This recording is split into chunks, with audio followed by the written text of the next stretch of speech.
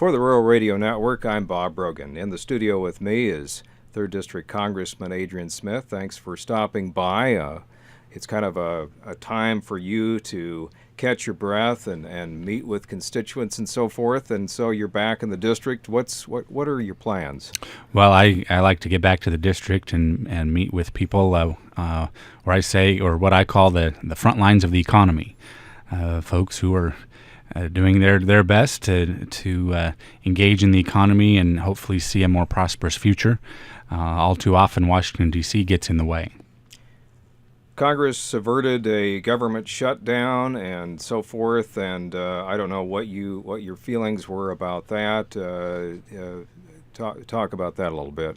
Well, certainly avoiding a shutdown, I think, was very important, but more specifically, we fashioned the legislation so that we can still work on and target the president's illegal actions on immigration.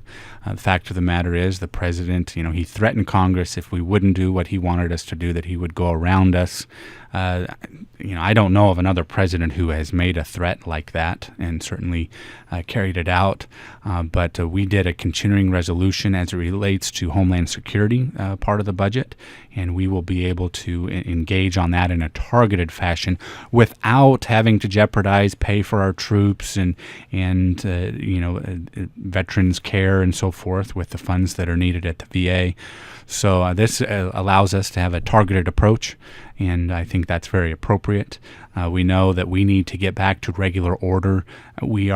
We've taken a few steps and gotten closer to regular order, but I'm very hopeful that with a Republican Senate and a Republican House, we can get back to doing all 12 of the appropriations bills, for example, so that we can pass ours in the House, the Senate can do theirs, we can go to conference on each of those 12 bills, as the process should include.